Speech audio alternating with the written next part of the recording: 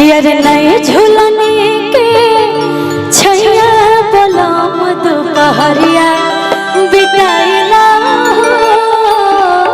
एक बार यह बच्ची खाती जोरदार ताली बजा दे। अभी नया में बहुत सुंदर गायकी और सुंदर व्यवहार तनी होनियो गइल करी हो कि अरे नए झूलने के छैया बलम दोपहरिया बिताइला।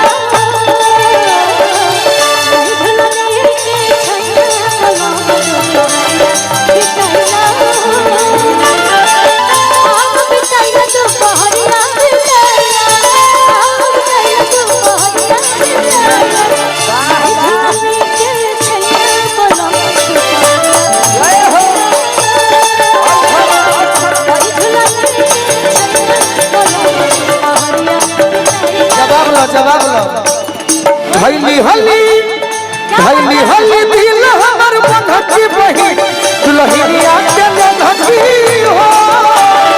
धैली हली दिल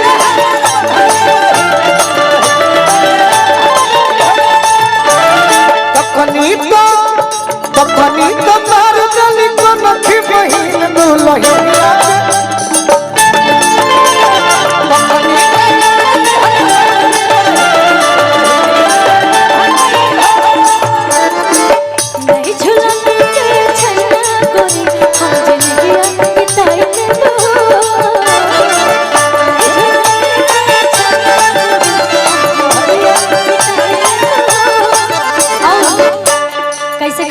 और का नाम है? रानी नाम रानी जी कहत रही अपने राजा जी से। इंटरनेशनल डांसर रानी जी कहत रही अपने राजा जी से, है ना? अच्छा ये राजा जी है। अच्छा ठीक बा। रानी जी कहत रही राजा जी से कि 4 महीना गरम के दिनवा हो जाए पसीना।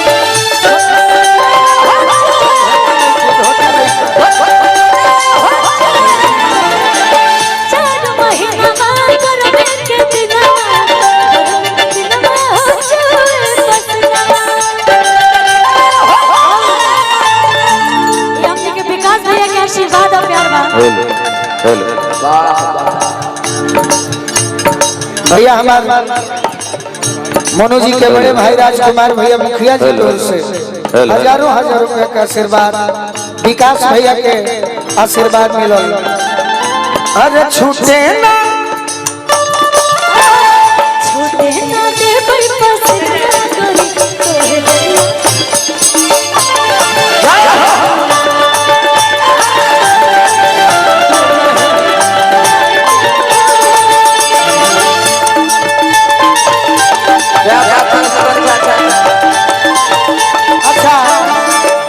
जे हाथ में मोबाइल खेल तनी दोनों अपन हाथ उठा भैया सब तो एक लाइन गाओ तनी सब भाई ताली बजा दे हो। अभी ना